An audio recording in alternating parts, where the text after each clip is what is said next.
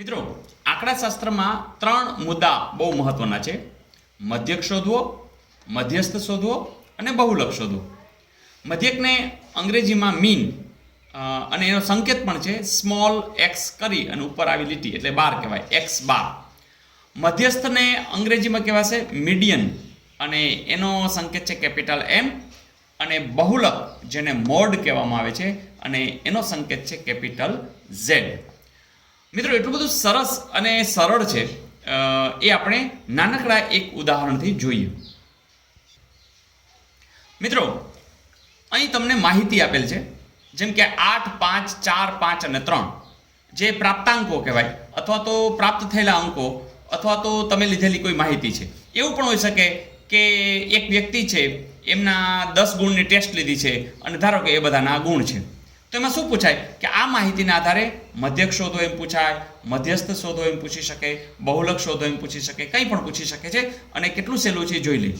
જેમ કે તમને કોઈ એમ કહે કે મધ્યક શોધવો છે x બાર.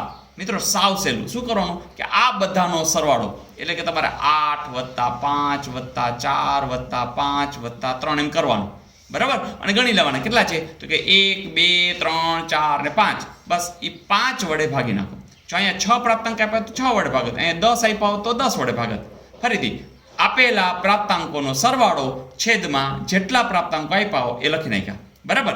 જેમ કે અહીંયા 8 ને 5 13 ને 17 ને 22 ને 25, 25 ભાગ્યા 5 એટલે કે આનો જવાબ આવશે મધ્યક કેટલો થશે 5.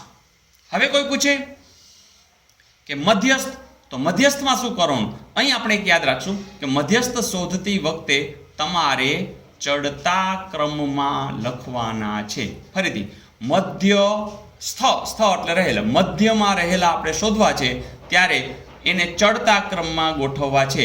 તો અથવા તો ઉતરતા ક્રમમાં પણ ચાલે. જેમ કે આપણે ચડતા ક્રમમાં ગોઠવાય તો સૌથી પહેલા કોણ લખાય? 3, પછી તો કે 4, પછી તો કે 5, પછી તો કે 5, પછી 8. જોજો 1, 2, 3, 4 ને 5. 1, 2, 3, 4, 5 બધા આવી ગયા છે. હવે મધ્યસ્થ નામ એવા જ ગુણ છે. વચ્ચે કોણ છે? જોજો આ બે બાજુ કાઢી નાખ્યા, આ કાઢી નાખ્યા, તો વચ્ચે કોણ છે? 5 છે, એનો મધ્યસ્થ થાય. બીજી રીતે કહીએ તો અહીંયા તમારે એકી સંખ્યા છે 1, 2, 3, 4, 5 એટલે કે અહીંયા ટોટલ જે 5 સંખ્યા છે એમાં એટલે કે n ની અંદર આપણે 1 ઉમેરી દઈએ એટલે 6 થઈ ગયા અને એના ભાગ્યા 2 કરીએ એટલે 6 ભાગ્યા 2 એટલે કે 3 આવે. તો આટલામો પ્રાપ્તાંક એટલે અહીંથી ગણો ત્રીજો પ્રાપ્તાંક 1, 2 અને 3 એટલે કે આનો જવાબ કોણ આવશે? 5 આવશે. તો આનો મધ્યસ્થ છે એ જવાબ આવશે 5. ઓકે. અને હવે આવ્યું બહુલક. તો બહુલક તો સાવ સહેલું.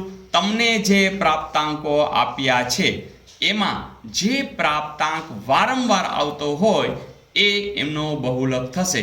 જેમ કે અહીંયા 5 નામનો અંક છે એ વારંવાર આવ્યો છે એટલે કે અહીં z = 5 થશે.